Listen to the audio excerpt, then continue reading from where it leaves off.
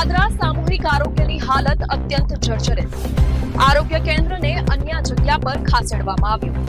પાદરા સમાચારના digital platform પર આપનું સ્વાગત છે. પાદરા સામૂહિક આરોગ્ય કેન્દ્રની જે પરિસ્થિતિ છે તે કહી શકાય કે ખૂબ જ દયનીય પરિસ્થિતિ છે, કારણ કે અનેકવાર પાદરા સામૂહિક આરોગ્ય કેન્દ્ર જર્જરિત હોવાના જે અહેવાલો રજૂ કર્યા ને ત્યારબાદ પણ ગુજરાત આરોગ્ય વિભાગે આ બાબતે કોઈ નોંધ ન લીધી હોય તે પ્રકારની ઘટના સામે આવી છે અને અંતે આખરે આ સામૂહિક આરોગ્ય કેન્દ્રને ડોક્ટર્સના ક્વાર્ટર્સમાં અને કહી શકાય કે જે ટ્રેનિંગ સેન્ટર છે તેમાં તેને શિફ્ટ કરવાની ખાસ જરૂર પડી છે. અત્યારે આપણી સાથે છે જિલ્લાના એક અધિકારી કે જેઓ પાસે જાણીશું કે સાહેબ આ પ્રકારની જ્યારે ઘટના બની તો અગાઉથી તંત્રે આ બાબતે ધ્યાન કેમ નહીં લીધું?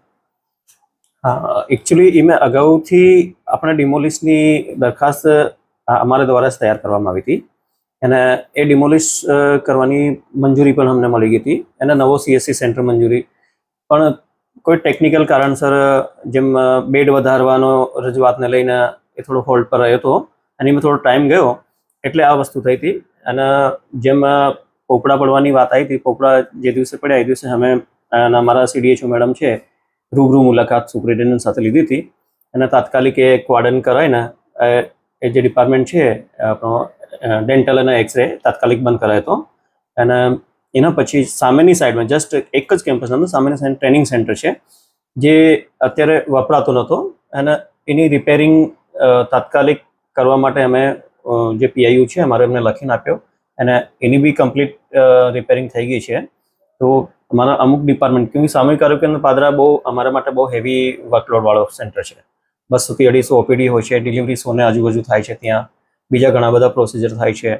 એટલે પબ્લિક હેરાન ના થાય એના માટે એક જ કેમ્પસની અંદર બધી સુવિધા ત્યાં મળે એમને. એટલે પાછળ ક્વાર્ટર છે મેડિકલ ઓફિસરના, ત્યાં અમે OPD શિફ્ટ કરી છે અને ડાયાલિસિસ છે, બ્લડ સ્ટોરેજ યુનિટ છે અને ફિઝિયોથેરાપી અમે ટ્રેનિંગ સેન્ટર સામેલ છે. ગુજરાતમાં એવો કોઈ કિસ્સો છે કે જ્યાં સામૂહિક આરોગ્ય કેન્દ્રની અપૂરતી વ્યવસ્થાના કારણે ડોક્ટર્સના ક્વાર્ટર્સમાં હોસ્પિટલ શિફ્ટ કરવી પડી હોય એવું? ના, એ તો જેમ કોઈ બી આવી પરિસ્થિતિ બને તો પેશન્ટો હેરાન ના થાય એના માટે વૈકલ્પિક વ્યવસ્થાના ભાગરૂપે આપણે કરી શકીએ છીએ. પાદરાની અંદર પ્રથમવાર જ્યારે સામૂહિક આરોગ્ય કેન્દ્રનો મેઇન વિભાગ હતો ત્યાં પોપડા પડતા હતા એટલે અન્ય જગ્યા પર આ OPD શરૂ કરવામાં આવી હતી. અત્યારે જ્યાંથી OPD ખસેડી લીધી છે. તો જ્યારે પોપડા પડ્યા એ વાતને આજે 1.5 વર્ષ થઈ ગયો, તો તે સમયથી અત્યાર સુધી કેમ ધ્યાન પર નહીં લીધું?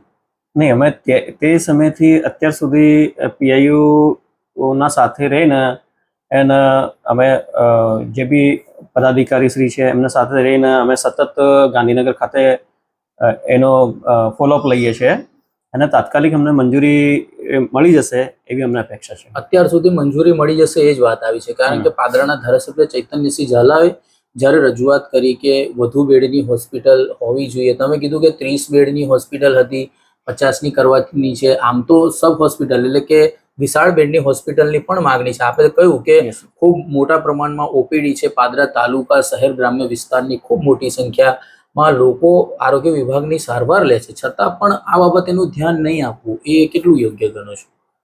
ના, એ એકચ્યુઅલી અમે જ્યારે દરખાસ્ત મોકલી હતી સબ ડિસ્ટ્રિક્ટ હોસ્પિટલ માટેની ત્યારે અમે અહીંયાથી 4 હોસ્પિટલની મોકલી હતી.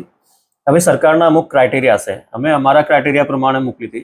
હવે સરકાર ઉપરથી એમની બી કોઈ પોલિસી નક્કી કરેલી હશે તો એ પ્રમાણે કદાચ ફેઝ વાઇઝ અમને મંજૂરી આપે. જેમ લાસ્ટ યર અમને 2 સબ ડિસ્ટ્રિક્ટની મળી હતી, મે બી આ વર્ષે અમને બીજા 2ની મળે એમાં પાદરાનો સમાવેશ થાય અમને પૂરી ઉમ્મીદ છે. ખાસ કરીને આરોગ્ય વિભાગે પાદરા સામૂહિક આરોગ્ય કેન્દ્રમાં ખૂબ મોંઘાદાટ મશીનરી પણ મૂકી છે અત્યારે. તો એ મશીનરીને શિફ્ટ કરવા માટે સ્થાનિક એટલે કે ત્યાંના જ જે કર્મચારી છે તેને ખેંચીને લઈ જાય છે. તો એમાં લાગે છે કે ક્યાંક ને ક્યાંક બેદરકારી હોય કોઈ એન્જિનિયર વિભાગની કે પછી શેની બેદરકારી છે? શા માટે આ જે મોટા આરોગ્યના જે સાધનો છે તેને બગાડવામાં આવે છે? શું સરકારી છે એટલા માટે?